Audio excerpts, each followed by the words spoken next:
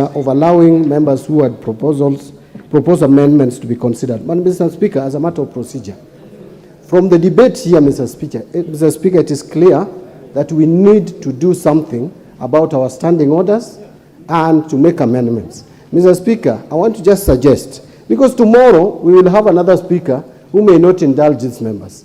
We need to be clear that if this provision in the Constitution talks about Assembly may proceed only in accordance with the recommendation of the relevant committee of the Assembly, there should be a report from the committee on each and every proposed amendment, so that members proposing amendments, Mr. Speaker, are not disadvantaged. It should not be left at the whim of the clerk or even the Speaker, Mr. Speaker. Mr. Speaker, by the way, you only have the authority, in your opinion, to determine whether it is a money bill.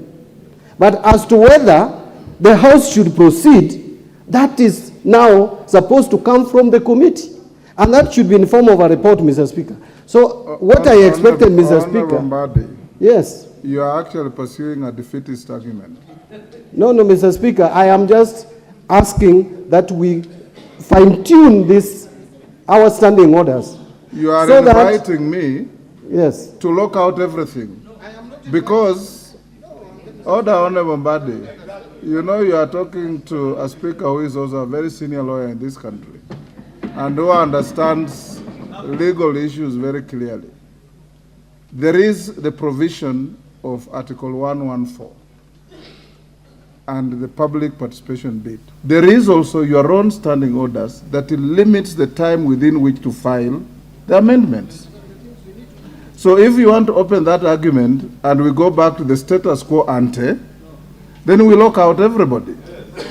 I have exercised my discretion and magnanimity to members who have filed amendments in the largest number and said, so that we do not lock out members unnecessarily and unreasonably, those clauses that have attracted the largest number of proposed amendments cannot be for nothing.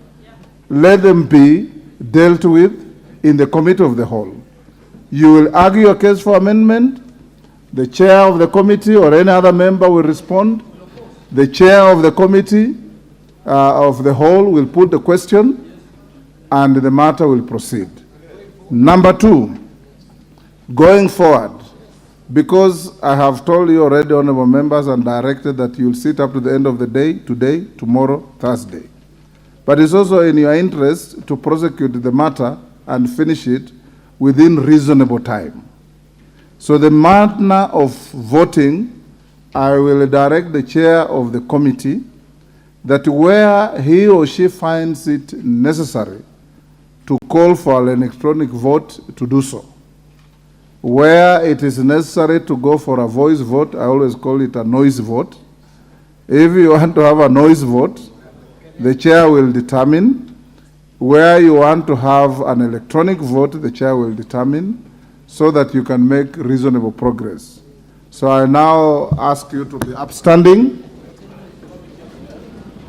We go into the committee of the whole.